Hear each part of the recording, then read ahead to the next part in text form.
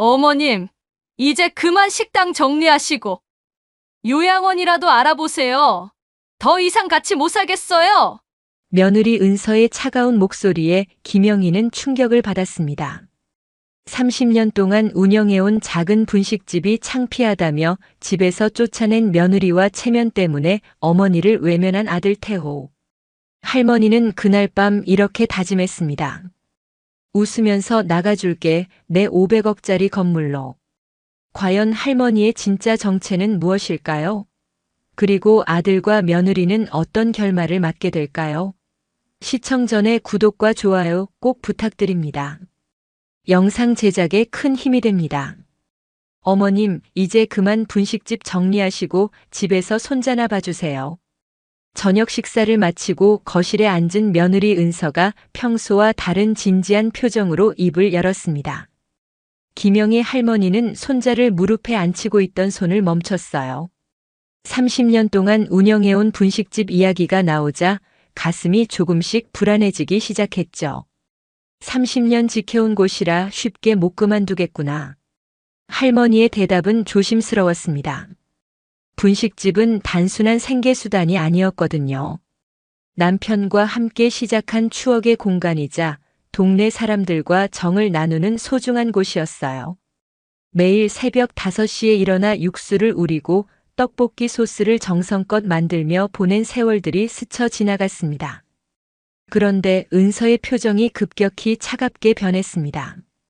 그동안 참아왔던 감정들이 한순간에 폭발하는 것 같았어요. 솔직히 말하면 창피해요. 태호 오빠 승진했는데 동료들이 시어머니가 떡볶이집 한다는 거 알면 어떡해요? 은서의 목소리에는 그동안 참아왔던 감정들이 고스란히 드러났어요. 할머니는 며느리의 눈빛에서 진심을 읽을 수 있었죠. 자신을 부끄럽게 여기는 마음을 말이에요.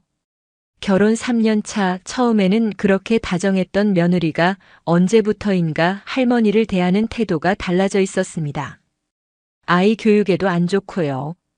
친구들이 할머니가 뭐 하시냐고 물으면 뭐라고 대답해야 할지 모르겠어요. 은서의 말은 계속 이어졌습니다. 할머니의 가슴에 날카로운 못이 박히는 것 같았어요. 손자가 할머니를 올려다보며 웃고 있었지만 그 순수한 미소마저 이제는 볼 수 없게 될 것 같은 불길한 예감이 들었습니다. 그때 옆에 있던 아들 태호가 입을 열었어요.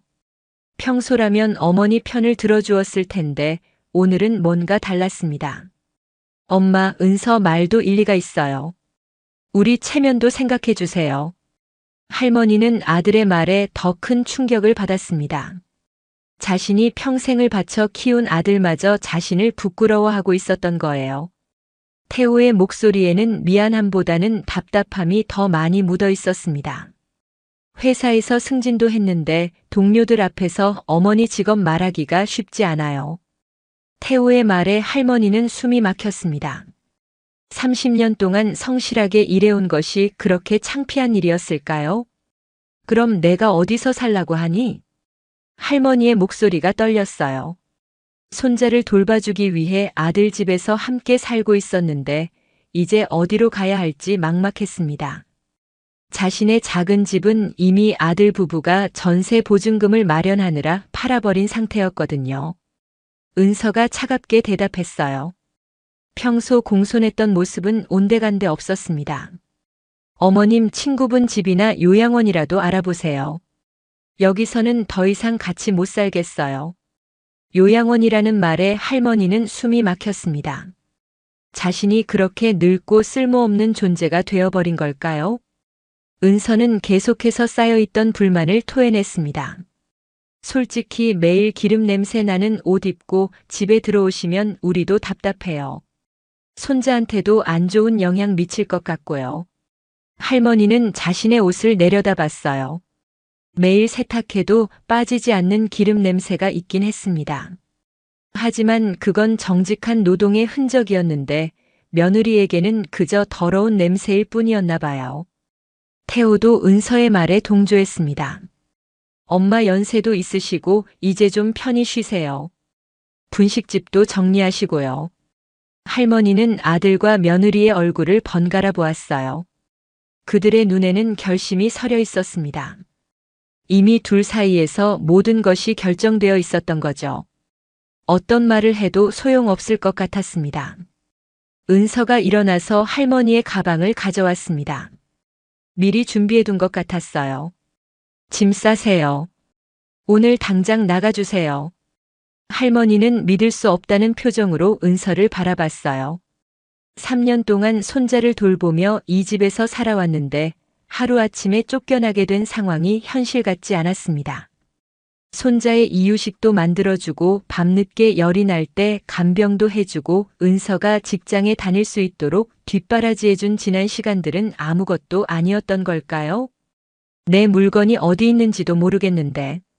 어머님 물건은 제가 정리해서 나중에 연락드릴게요. 일단 나가주세요.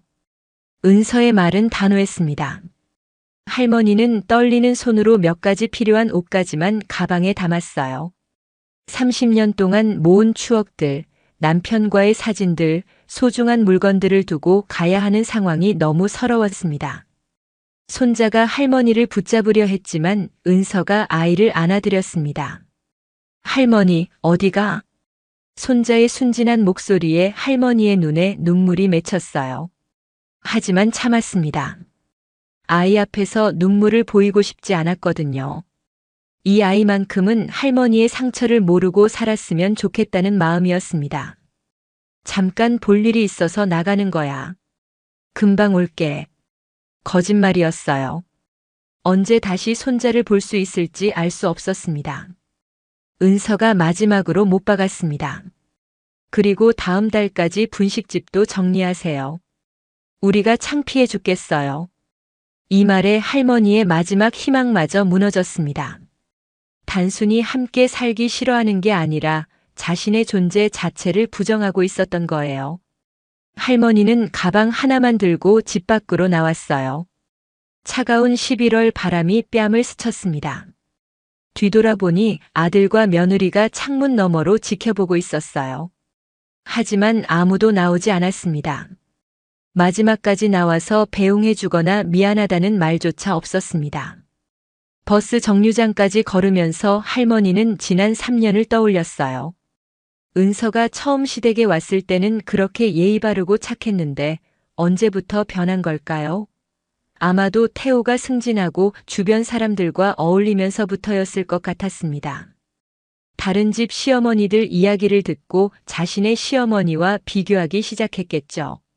30년을 살아온 분식집으로 향하는 버스 안에서 할머니는 생각했어요. 떡볶이와 김밥을 만들며 손님들과 정을 나누던 그 시간들이 그렇게 창피한 일이었을까요? 분식집에 도착하자 늘 보던 익숙한 풍경이 눈에 들어왔습니다. 낡은 간판과 오래된 테이블들. 하지만 오늘은 왠지 모르게 모든 것이 초라해 보였어요. 할머니는 가게 안에 들어가 불을 켰습니다. 텅 빈 가게에 혼자 앉아 있자니 적막함이 뼈저리게 느껴졌죠. 평소 이 시간이면 단골 손님들이 하나둘 들어와 따뜻한 국물을 마시며 하루의 피로를 풀곤 했는데 오늘은 아무도 없었습니다. 그날 밤 할머니는 가게에서 잠을 청했어요. 딱딱한 의자에서 잠들기는 쉽지 않았지만 갈 곳이 없었습니다. 새벽까지 잠 못 이루며 생각했어요. 하지만 마음 한구석에서는 다른 생각이 떠올랐습니다. 아들과 며느리가 자신을 무시하는 진짜 이유는 따로 있는 것 같았어요. 돈이 없어서 무시당하는 게 아니라 그들의 체면과 자존심 때문이었죠. 만약 자신이 정말 가난한 분식집 주인이라면 이런 대우를 받아도 어쩔 수 없었을 겁니다.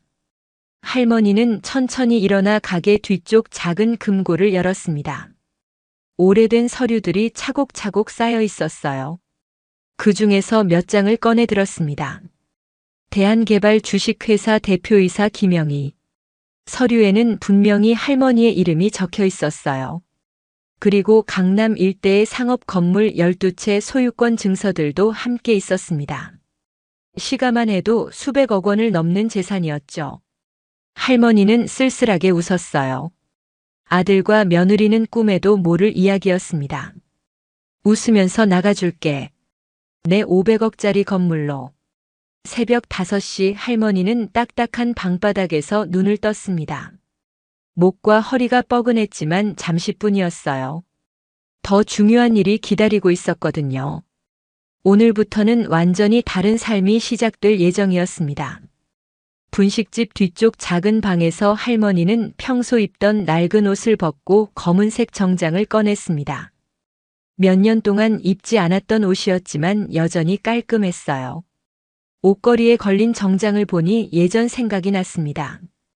회사 운영하던 시절 이런 옷을 매일 입고 다녔었죠. 거울 앞에서 머리를 단정하게 올리고 화장을 했습니다. 손은 떨렸지만 침착하게 했어요. 오랜만에 하는 화장이라 서툴렀지만 점차 감을 되찾았습니다. 거울 속 자신의 모습이 낯설었어요. 평소 분식집에서 앞치마 두른 모습과는 완전히 달랐습니다. 마치 다른 사람 같았죠. 아니, 원래의 자신으로 돌아가는 것 같았습니다. 할머니는 휴대폰을 꺼내 오래된 전화번호로 연락했습니다. 김비서, 나 김영희야. 오늘부터 다시 일 시작할 거니까 준비해둬. 김비서는 놀란 듯 대답했어요. 3년 동안 할머니가 일선에서 물러나 있었거든요. 회장님, 갑자기 무슨 일이십니까? 혹시 건강에 문제라도? 할머니의 목소리는 차분하면서도 단호했습니다. 아들 명의로 되어 있는 강남 아파트 소유권 이전 취소하고 대한개발 후계자 명단에서도 제외시켜. 네, 알겠습니다. 법무팀에 즉시 지시하겠습니다. 다른 지시사항은 없으십니까? 할머니는 잠시 생각하더니 말했어요. 김태호가 다니는 회사 인사팀에 공문 하나 보내. 김태호 사원의 모친이 대한개발 대표이사라는 내용으로. 그리고 특별관리 대상자로 분류하라고 해. 김비서는 잠시 당황했지만 곧 알겠다고 답했어요. 할머니의 지시사항이 좀 이상했지만 자세한 사정을 묻지는 않았습니다. 전화를 끊고 할머니는 분식집을 둘러봤습니다. 30년 동안 지켜온 이곳을 떠나는 게 쉽지 않았어요. 하지만 이제 다른 선택의 여지가 없었습니다. 아들과 며느리가 먼저 선을 그었으니까요. 할머니는 천천히 가게 안을 정리했습니다. 추억이 담긴 물건들을 하나하나 박스에 담았어요. 남편과 함께 찍은 사진, 첫 매출금으로 산 작은 화분, 단골 손님들이 선물해준 물건들. 모든 것이 소중한 추억이었습니다. 문 앞에 임시 휴업 안내문을 붙였어요. 단순한 안내문이었지만 할머니에게는 새로운 시작을 알리는 신호탄이었습니다. 갑작스런 사정으로 인해 임시 휴업합니다. 그동안 사랑해주셔서 감사했습니다. 마이너스 김영의 올림. 안내문을 쓰면서도 눈물이 났습니다. 30년의 세월을 이렇게 끝내야 하다니. 하지만 어쩔 수 없었어요. 택시를 불러 강남으로 향했어요. 평소 버스만 타던 할머니였지만 오늘은 달랐습니다. 이제 다시 원래의 지위로 돌아가야 했거든요. 택시 기사가 백미러로 할머니를 쳐다봤어요. 어디로 모셔드릴까요? 서초구 대한개발본사로. 할머니의 목소리에는 위험이 있었습니다. 택시기사도 뭔가 범상치 않다는 걸 느꼈는지 정중하게 대답했어요. 네, 알겠습니다. 차 안에서 할머니는 창밖을 바라봤습니다.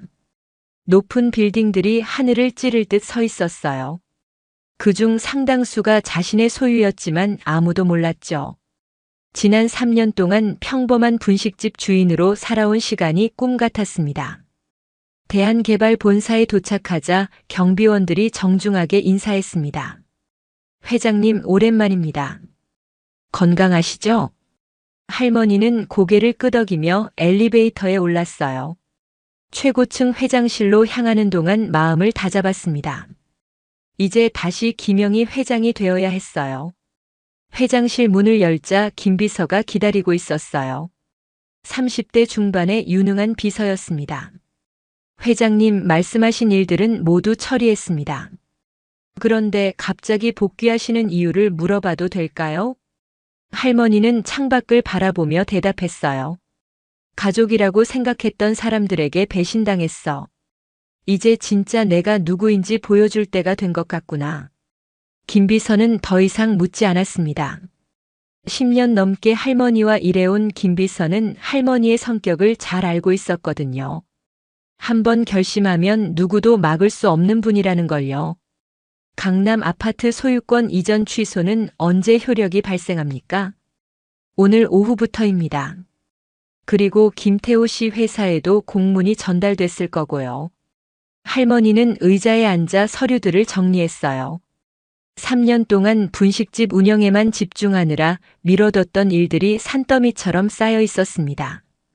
사업 확장 계획서, 투자 제안서, 각종 계약서들. 모든 것이 할머니의 결정을 기다리고 있었어요.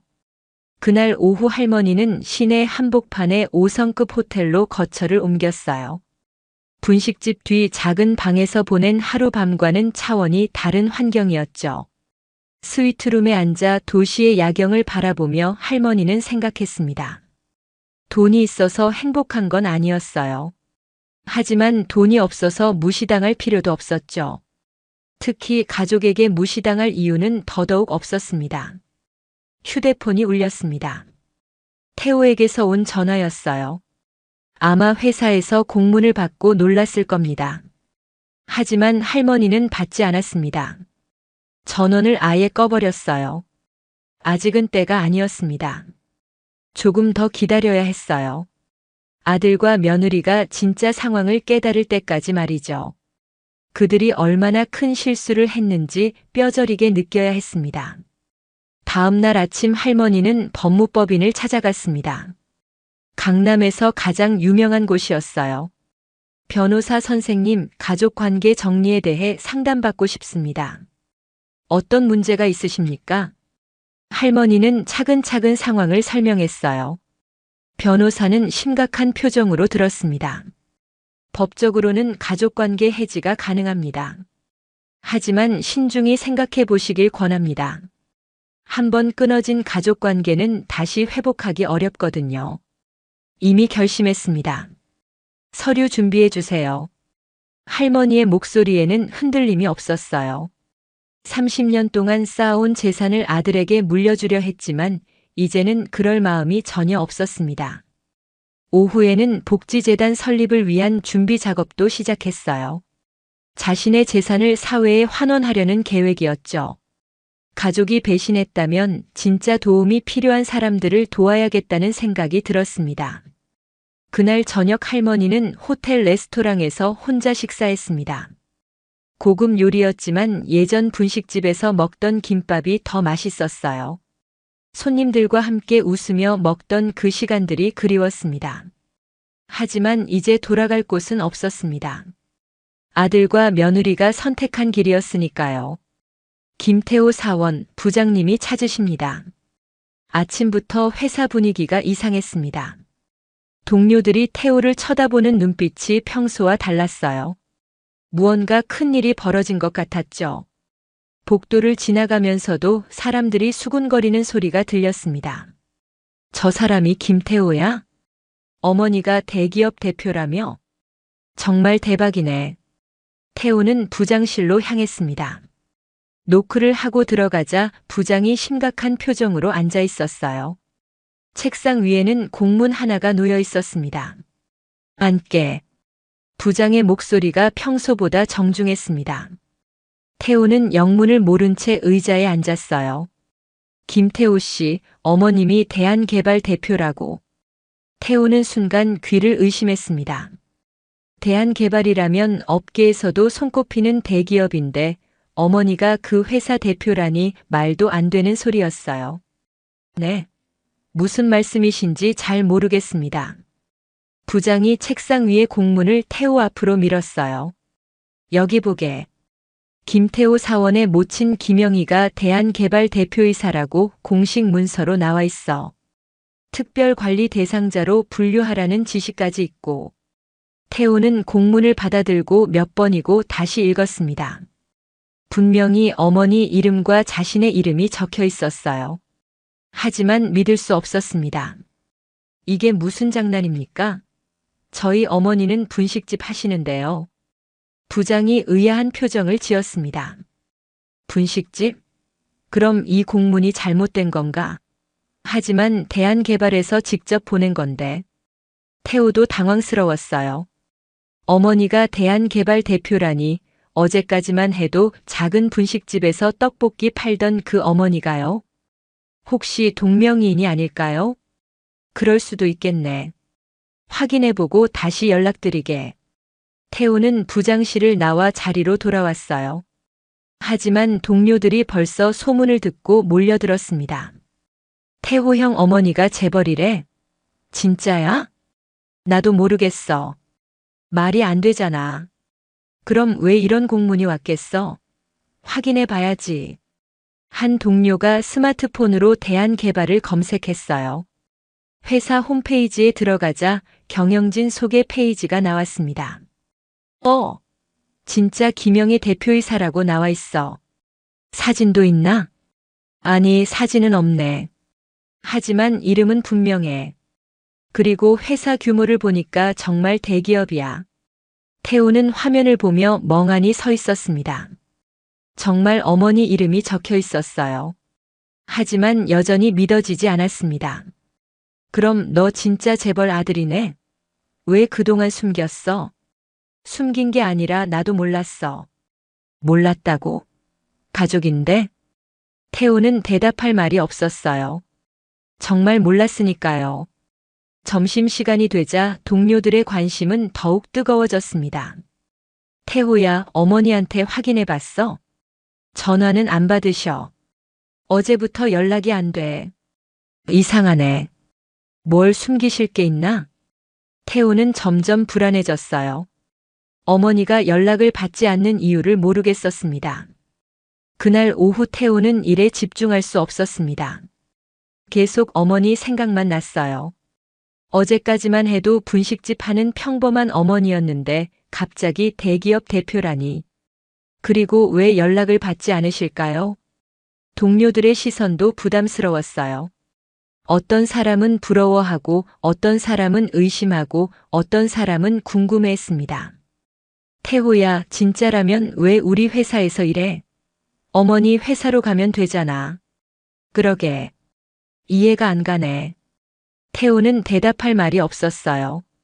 본인도 상황을 이해할 수 없었거든요. 퇴근 시간이 되자 태호는 서둘러 집으로 향했습니다.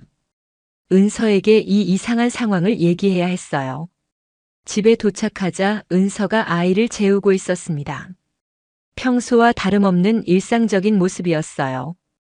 은서야, 큰일 났어. 왜? 무슨 일인데? 태호는 하루 종일 겪었던 일을 은서에게 설명했어요. 은서의 표정이 점점 놀라는 쪽으로 변했습니다. 설마 그럴 리가. 어머님이 거짓말하시는 거 아니야? 나도 그렇게 생각해. 하지만 회사에 공문까지 왔어. 대한개발에서 직접 보낸 거라고. 은서는 잠시 생각에 잠겼습니다. 어제 시어머니를 쫓아낸 일이 떠올랐어요. 만약 정말 시어머니가 대기업 대표라면?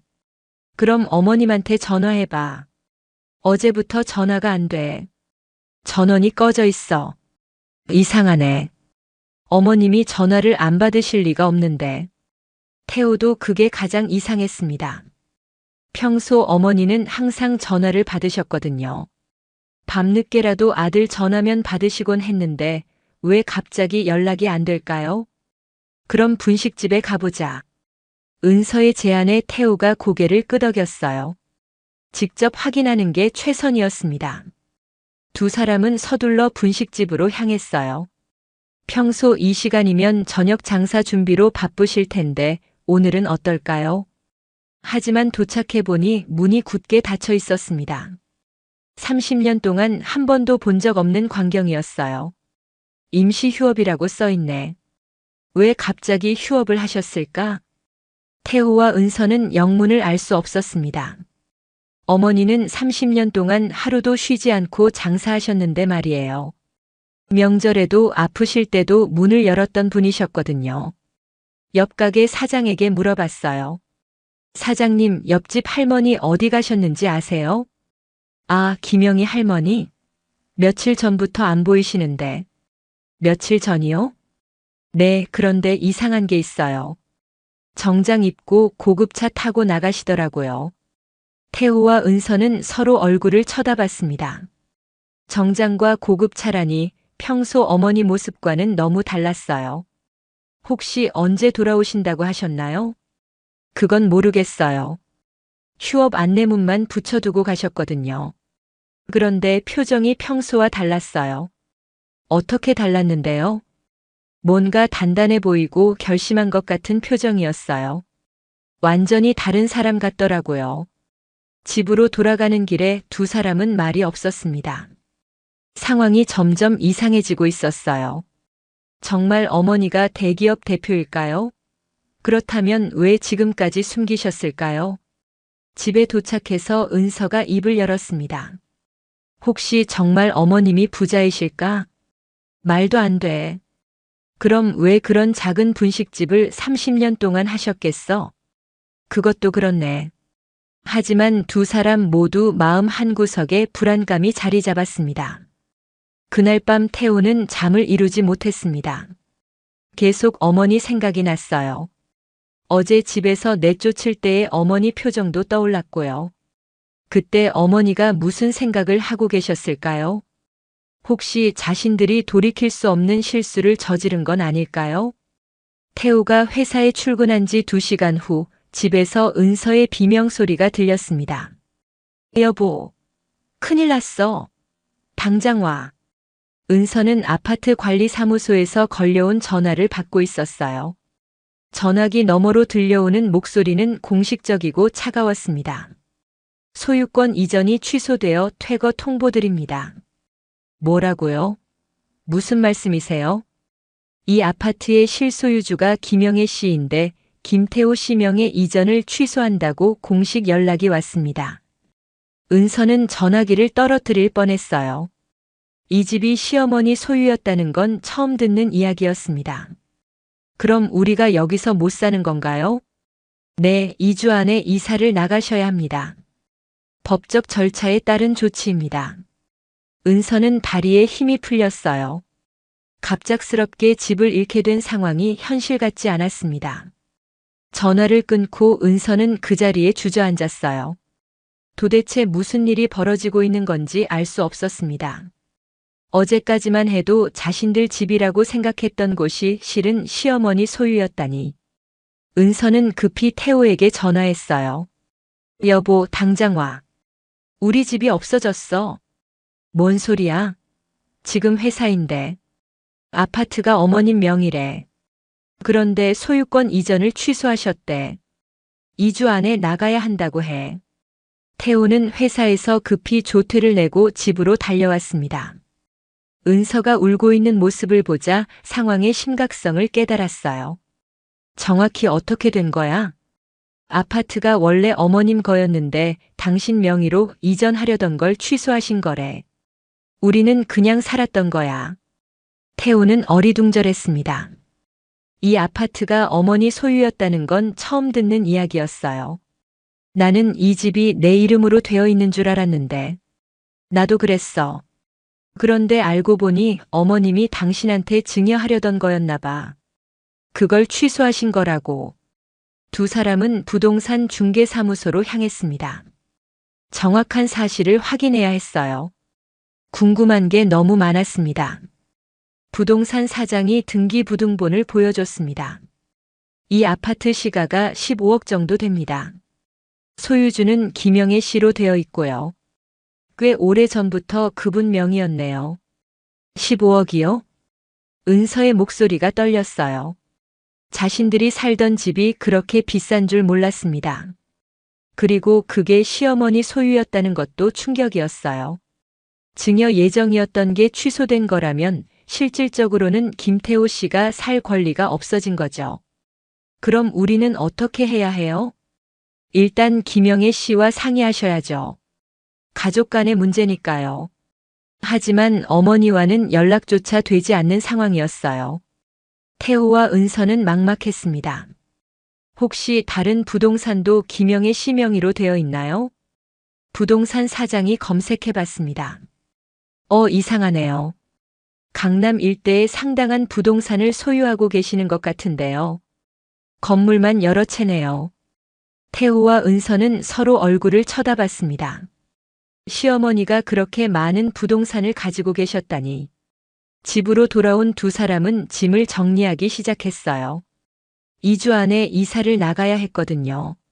하지만 갈 곳도 없고 이사 비용도 없었습니다.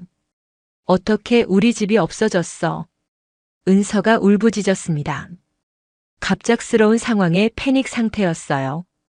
아이도 있는데 어디로 가야 할지 막막했습니다. 일단 진정해. 임시로 들어갈 곳이라도 찾아보자. 태호도 당황스럽긴 마찬가지였어요. 15억짜리 아파트에서 나와 어디로 가야 할지 막막했습니다. 전세금도 보증금도 없는 상황에서 말이에요. 그날 오후 태호는 다시 분식집으로 향했어요. 혹시 어머니가 돌아오셨을까 해서였죠. 마지막 희망이었습니다. 하지만 여전히 문은 굳게 닫혀 있었어요. 임시 휴업 안내문만 바람에 흔들리고 있었습니다. 태호는 문을 두드려 봤어요. 엄마, 계세요? 엄마. 하지만 아무 대답이 없었습니다. 30년 동안 어머니의 목소리가 울려 퍼지던 그 공간이 이제는 적막했어요. 옆 가게에서 나온 사장이 태호를 봤어요. 아, 김영희 할머니 아들이구나. 네, 혹시 어머니 언제 돌아오시는지 아세요? 글쎄, 며칠째 안 계시는데. 그런데 정말 이상해. 뭐가 이상한데요? 할머니가 고급 정장 입고 검은색 승용차 타고 나가시더라. 운전기사까지 있고. 완전 다른 사람 같았어. 태호는 더욱 혼란스러웠습니다. 평소 버스만 타시던 어머니가 운전기사까지 있는 차를 타고 다니신다니. 혹시 어디 가신다고 말씀하셨나요? 아니, 그냥 가시더라. 표정도 평소와 달랐어. 어떻게 달랐는데요? 뭔가 당당하고 위험 있어 보이더라. 완전 다른 사람 같았어. 마치 큰 회사 사장님 같더라고. 태호는 점점 더 혼란스러웠어요. 어머니에 대해 모르는 게 너무 많았습니다. 정말 어머니가 대기업 대표일까요? 집으로 돌아가면서 태호는 생각했어요. 만약 정말 어머니가 부자라면 자신들이 저지른 일이 얼마나 큰 실수였을까요? 은서가 아이를 안고 기다리고 있었어요. 아이는 할머니를 찾고 있었습니다. 계속 써줘. 계속 써줘. 할머니는 어디 가셨어요? 아이의 순진한 질문에 태호는 대답할 수 없었어요. 어머님은 안 계셨어. 근데 옆집 사장 말로는 고급차 타고 다니신다는데. 고급차? 어머님이? 은서도 믿기 어려웠습니다. 평소 검소하게 사시던 시어머니가 갑자기 변했다는 게 이해되지 않았어요. 그날 밤 두 사람은 임시 거처를 찾아봤습니다. 전세금도 없는 상황에서 15억짜리 아파트를 나와야 했어요. 현실이 받아들여지지 않았습니다. 모텔이라도 알아보자. 은서의 목소리에는 절망감이 묻어 있었습니다. 하루아침에 집을 잃게 된 현실이 받아들여지지 않았어요. 태호는 어머니께 마지막으로 전화를 걸어봤습니다. 하지만 여전히 전원이 꺼져 있었어요. 도대체 어디 계신 거야? 태호의 한숨 소리가 깊게 울렸습니다. 사돈어른께서 대한개발 대표라면서. 은서의 친정 어머니에게서 온 전화였습니다. 은서는 당황해서 제대로 대답하지 못했어요. 그게 무슨 말씀이세요? TV 뉴스에 나오더라고. 대한개발 김영희 대표가 복지재단 설립한다고. 500억 규모라던데? 은서는 얼른 TV를 켰어요. 경제 뉴스에서 대한개발 이야기가 나오고 있었습니다. 대한개발 김영희 대표이사는 오늘 기자회견을 통해 500억 원 규모의 복지재단 설립을 발표했습니다. 은서는 화면을 뚫어져라 쳐다봤어요. 시어머니 이름이 분명히 나오고 있었습니다. 사진은 공개하지 않았지만 강남 일대 12채의 건물을 소유한 것으로 알려져 있습니다. 김 대표는 진정한 사회 공헌을 위해 평생 모은 재산을 사회에 환원하겠다고 밝혔습니다. 은서는 전화기를 놓고 주저앉았어요. 정말 시어머니가 그 김영희가 맞는 건가? 친정어머니가 계속 물어봤습니다. 은서야, 왜 그동안 숨겼니? 그런 대단한 시어머니를 두고. 저도 몰랐어요. 몰랐다고. 같이 살았으면서. 혹시 사이가 안 좋았니? 은서는 더 이상 설명할 수 없었어요. 자신들이 시어머니를 집에서 쫓아냈다는 걸 말할 수도 없었고요. 한편 태호 회사에서도 난리가 났습니다. 태호야, 내 어머니 정말 대한개발 대표 맞구나. 뉴스에도 나오더라. 동료들이 몰려들어 인터넷 뉴스 기사를 보여줬어요. 부럽다 진짜. 500억짜리 재단 만드신다며? 대박이네. 왜 그동안 숨겼어? 부모님 찬스 안 쓰고 고생하는 효자인 줄 알았는데. 우리도 좀 봐달라고 해봐. 취업 자리라도. 태호는 아무 말도 할 수 없었습니다. 정말 어머니가 그렇게 부자인 줄 몰랐거든요. 그리고 지금은 연락도 안 되는 상황이었어요. 부장이 태호를 불렀어요. 김태호 씨, 어머님이 정말 대단하시네. 왜 그동안 말 안 했어? 회사에서도 특별 대우해드려야 하는 거 아니야? 저도 몰랐습니다. 몰랐다고. 가족인데? 하긴 그런 훌륭한 어머니를 두고 우리 같은 중소기업에서 일하다니 정말 효자네. 태호는 고개를 숙였어요. 설명하기도 복잡하고 창피했습니다.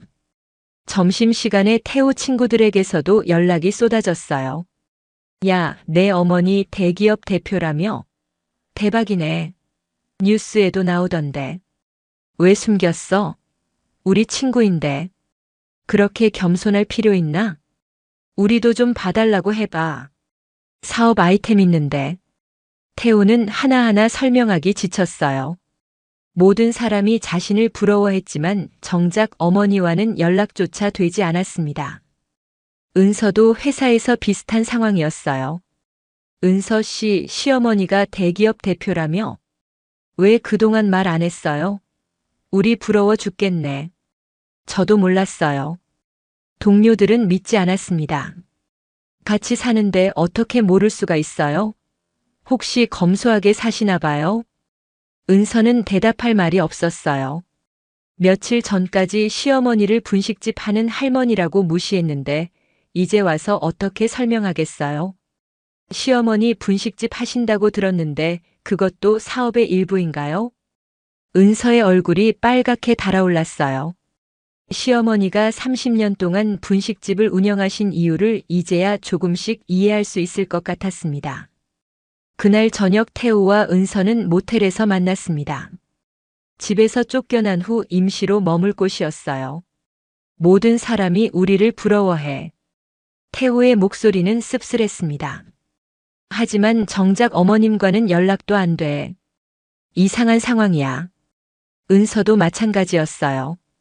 친정에서도 회사에서도 모든 사람이 부러워했지만 정작 자신들은 집도 없는 신세가 되었습니다. 이상해. 정말 어머님이 그렇게 부자라면 왜 그런 작은 분식집을. 그러게. 500억이면 얼마나 큰 돈인데. 왜 30년 동안 분식집을 하셨을까? 두 사람은 이해할 수 없었어요. 왜 그렇게 부자인 어머니가 30년 동안 분식집을 하셨을까요? 돈 때문은 아니었을 텐데. 만약 처음부터 알았다면. 은서가 중얼거렸어요. 뭐라고? 아니에요. 그냥. 은서는 끝까지 말하지 않았어요. 하지만 속마음은 복잡했습니다. 만약 시어머니가 부자인 걸 알았다면 그렇게 대하지 않았을 텐데요. 집에서 쫓아내지도 않았을 거고요. 태호도 비슷한 생각이었어요. 어머니가 대기업 대표인 걸 알았다면 집에서 쫓아내지 않았을 겁니다. 오히려 더 잘 모셔드렸을 텐데요. 그런데 이제 와서 후회해봐야 소용없었어요. 이미 모든 게 돌이킬 수 없는 상황이 되었거든요. 그날 밤 두 사람은 잠을 이루지 못했습니다. 좁은 모텔 방에서 앞으로 어떻게 살아야 할지 막막했어요. 어머니는 대기업 대표로 새로운 인생을 시작하고 계시는데 자신들은 집도 없는 신세가 되었습니다. 정말 아이러니한 상황이었어요. 태우는 다음날 아침 일찍 등기소로 향했습니다. 더 이상 미룰 수 없었어요. 어머니의 재산이 정말 얼마나 되는지 확인해야 했거든요. 뉴스에서 나온 내용이 사실인지 직접 확인하고 싶었습니다. 김영의 명의로 등록된 부동산 현황을 조회하겠습니다. 직원이 컴퓨터를 두드리더니 프린터에서 서류가 여러 장 나왔어요. 태우는 그 서류를 받아들고 깜짝 놀랐습니다. 상업 건물 45억 원, 복합 빌딩 38억 원, 오피스텔 25억 원. 건물 목록이 계속 이어졌어요. 총 12채의 건물이 모두 어머니 명의로 되어 있었습니다. 총시가 평가액이 얼마나 되나요? 대략 500억 원 정도 됩니다. 정확한 감정가는 더 높을 수도 있고요. 태우는 그 자리에서 멍하니 서 있었어요. 500억 원이라는 숫자가 현실로 다가오지 않았습니다. 어머니가 그렇게 큰 부자셨다니. 대한개발 등기부등본도 확인해 볼까요? 네, 부탁합니다. 대한개발 대표이사도 김영애 씨가 맞습니다. 설립일이 25년 전이네요. 자본금만 100억 원 규모입니다. 25년이면 태우가 초등학생일 때였어요. 그때부터 어머니가 회사를 운영하고 계셨던 거죠. 태우는 서류를 들고 모텔로 돌아왔습니다. 은서가 아이를 달래며 기다리고 있었어요. 어떻게 됐어? 태우는 서류를 은서에게 보여줬습니다. 은서의 얼굴이 점점 창백해졌어요. 정말 500억이야? 이 모든 건물이 어머님 거라고. 응. 건물만 12채야. 그리고 대한개발도 25년 전부터 운영하고 계셨어. 그럼 어머님이 정말. 은서는 끝까지 말하지 못했습니다. 자신들이 얼마나 큰 실수를 했는지 깨달았거든요. 우리가 뭔 짓을 한 거야? 은서의 목소리가 떨렸어요. 500억 원의 재산을 가진 시어머니를 집에서 쫓아낸 거였습니다. 그것도 창피하다고 요양원에나 가라고 하면서요. 이제라도 사과하자. 어머니한테 가서 잘못했다고 하자. 태우와 은서는 대한개발본사로 향했습니다. 강남의 높은 빌딩에 도착하자 경비원이 막아섰어요. 어떻게 오셨습니까? 김영애 회장님을 뵙고 싶습니다. 아들입니다. 경비원이 어디론가 전화를 했어요. 잠시 후 고개를 저었습니다. 죄송합니다. 회장님께서는 사적인 면담은 받지 않으신다고 하십니다. 아들인데도 안 된다고 하세요? 네, 특히 가족과의 면담은 일체 거부하신다고 하셨습니다. 태우는 절망했어요. 어머니가 완전히 자신들을 거부하고 계셨습니다. 제발 한 번만 만나게 해주세요. 저희가 잘못했어요. 태우가 애원했지만 경비원은 고개를 저었어요. 죄송합니다. 지시사항입니다. 은서가 울기 시작했습니다. 어머님, 저희 잘못했어요. 한 번만 봐주세요. 하지만 아무도 나타나지 않았어요. 두 사람은 빌딩 앞에서 한참을 서 있었습니다. 다른 직원들이 드나드는 모습을 보며 태우는 깨달았어요. 이 모든 걸 어머니가 만들어내셨다는 것을요. 30년 동안 분식집을 하시면서도 이런 큰 사업을 운영하고 계셨던 거죠. 집으로 돌아가는 길에 태우가 분식집에 들렀어요. 혹시라도 어머니가 돌아오셨을까 해서였죠. 하지만 여전히 문은 굳게 닫혀 있었어요. 임시 휴업 안내문만 바람에 펄럭이고 있었습니다. 태우는 문 앞에 무릎을 꿇었어요. 엄마 잘못했어요. 제발 용서해 주세요. 하지만 아무 대답이 없었습니다. 30년 동안 어머니가 지켜오신 분식집은 이제 텅 비어 있었어요. 옆 가게 사장이 태우를 봤습니다. 아들이구나. 할머니 소식 들었어? 무슨 소식이요? TV에서 봤는데 할머니가 대기업 사장이라며? 진짜야?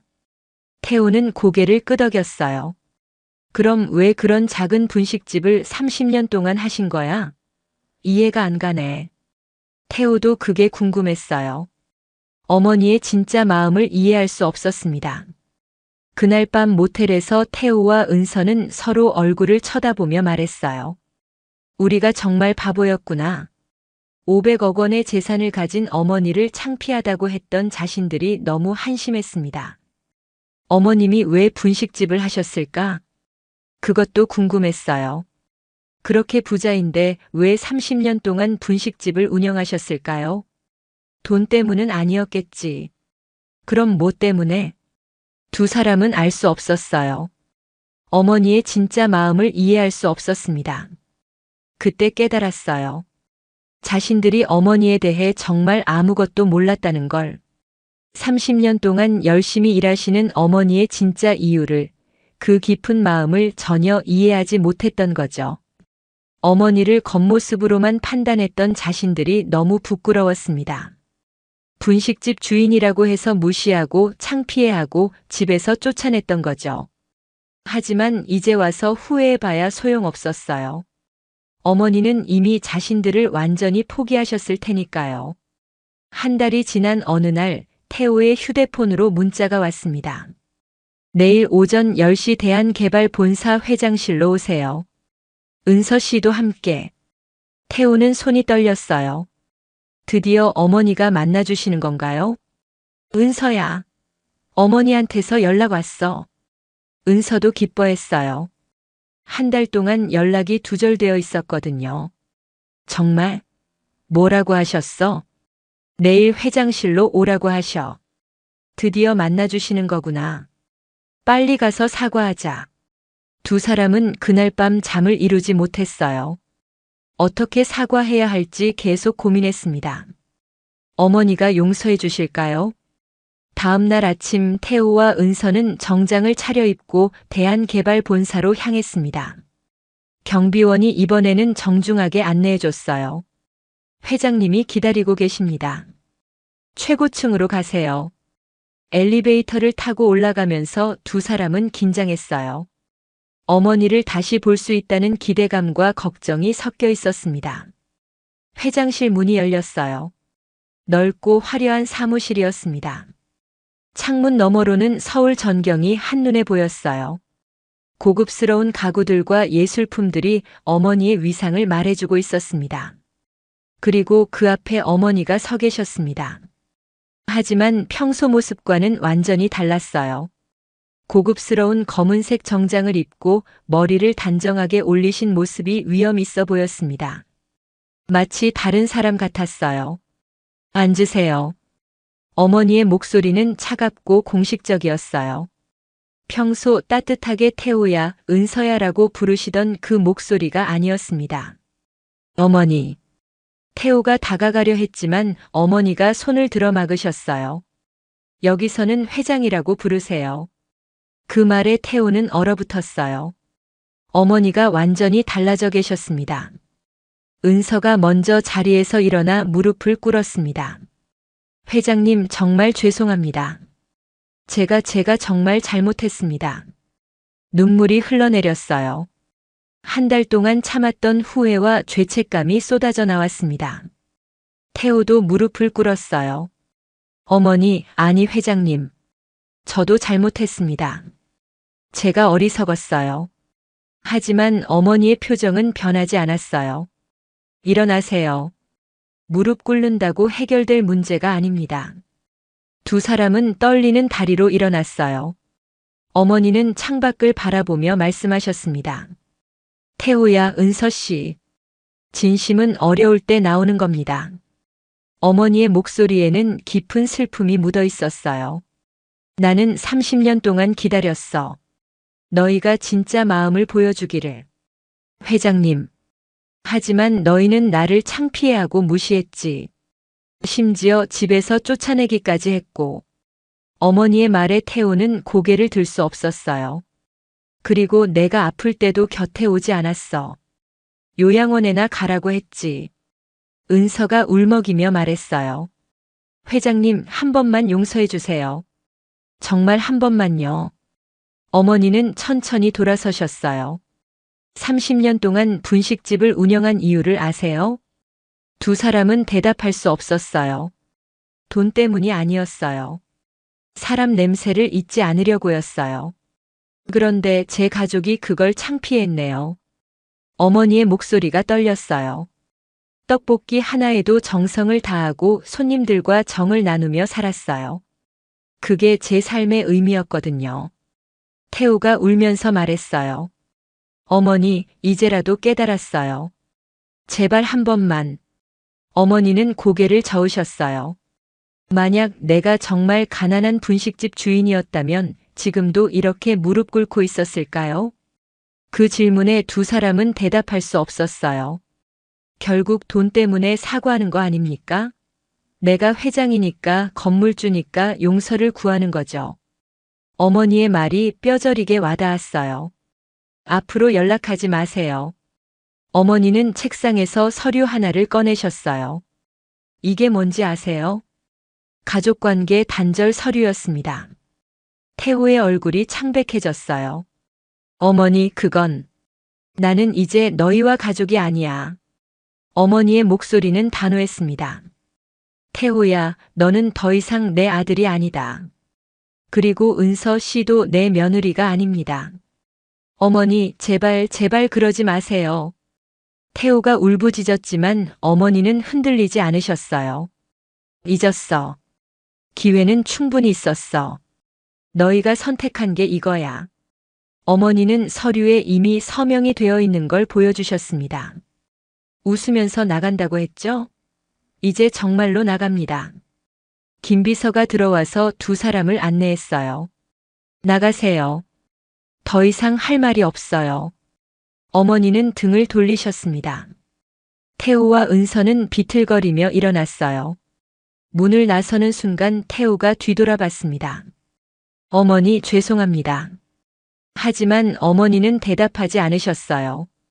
창밖만 바라보고 계셨습니다. 문이 닫혔습니다. 어머니는 그제야 눈물을 흘리셨어요. 가슴이 너무 아팠습니다. 하지만 어쩔 수 없었어요. 배신의 상처는 너무 깊었거든요. 6개월이 흘렀습니다. 김영희 할머니는 법적으로 태호와의 가족관계를 완전히 정리했어요. 더 이상 모자 사이가 아니었습니다. 서류상으로도 감정적으로도 완전한 남이 되었죠. 태호는 회사에서도 입지가 악화됐어요. 어머니와 절연한 불효자라는 소문이 돌았거든요. 태호 씨, 그런 훌륭한 어머니를 어떻게 버렸어요? 동료들의 시선이 차가웠어요. 처음에는 부러워했지만 이제는 비난하고 있었습니다. 진짜 이해가 안 가네. 500억 재산가 어머니를 왜 포기했대요? 가족도 돈으로 보는 건가? 태호는 아무 말도 할 수 없었어요. 진실을 말할 수도 없었고 변명할 여지도 없었습니다. 은서도 마찬가지였어요. 친정에서도 비난받았습니다. 그런 시어머니를 왜 쫓아냈니? 너 때문에 우리 체면이 서겠니? 친정어머니의 목소리는 원망으로 가득했어요. 500억 재산가를 며느리가 내쫓았다니 동네에서 무슨 얼굴로 다니겠어? 은서는 친정에 가는 것조차 부담스러웠습니다. 두 사람은 작은 원룸에서 힘겹게 살고 있었어요. 15억짜리 아파트에서 나온 후 제대로 된 집을 구할 수 없었습니다. 전세금도 없고 월세도 부담스러운 상황이었거든요. 매일 후회했지만 이미 돌이킬 수 없었어요. 어머니는 자신들을 완전히 포기하셨으니까요. 한편 김영희 할머니는 새로운 삶을 시작했습니다.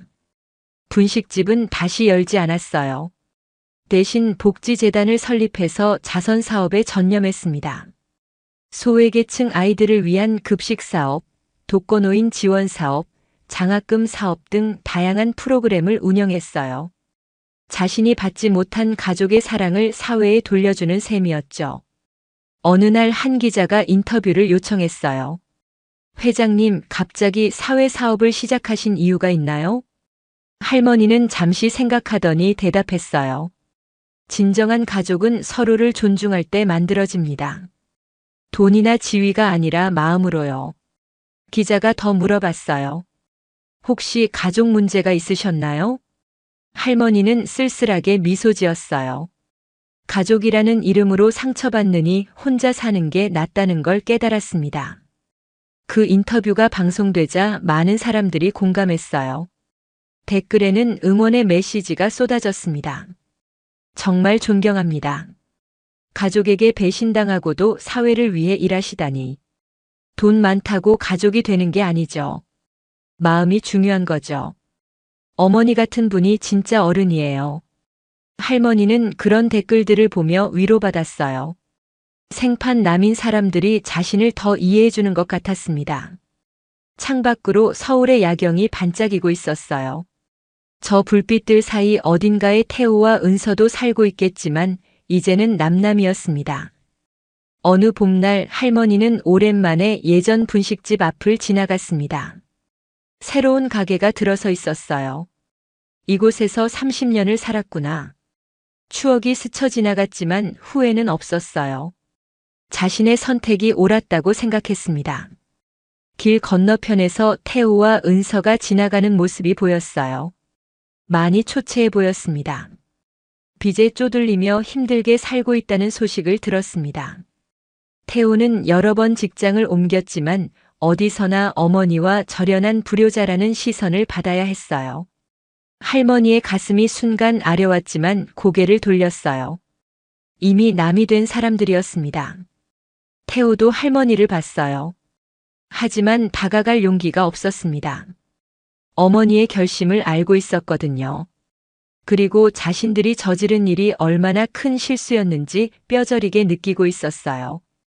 그렇게 두 사람은 서로 다른 방향으로 걸어갔어요. 다시는 만날 일이 없을 것 같았습니다.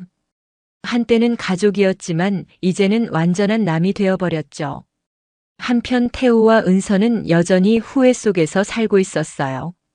매일 어머니 생각을 했지만 연락할 수 없었습니다. 은서는 가끔 뉴스에서 시어머니 소식을 보곤 했어요. 모든 것이 자랑스러웠지만 동시에 가슴이 아팠습니다. 우리가 저런 훌륭한 분을 쫓아냈구나. 태호도 마찬가지였어요. 어머니의 활동을 볼 때마다 자신의 어리석음을 깨달았습니다. 그들은 이제야 깨달았어요. 어머니가 30년 동안 분식집을 운영하신 진짜 이유를. 돈 때문이 아니라 사람들과 정을 나누고 소박한 행복을 느끼기 위해서였다는 것을. 하지만 이미 모든 게 끝난 후였습니다. 어머니는 새로운 인생을 살고 계시는데 자신들만 과거에 매여 있었어요. 그것이 자신들이 선택한 결과였습니다. 저녁이 되어 할머니는 호텔 창가에서 야경을 바라봤어요. 여보, 나 잘하고 있는 거 맞지? 가족을 포기한 게 옳은 선택이었을까? 돌아가신 남편에게 묻는 것 같았어요. 바람이 불어와 커튼을 흔들었습니다.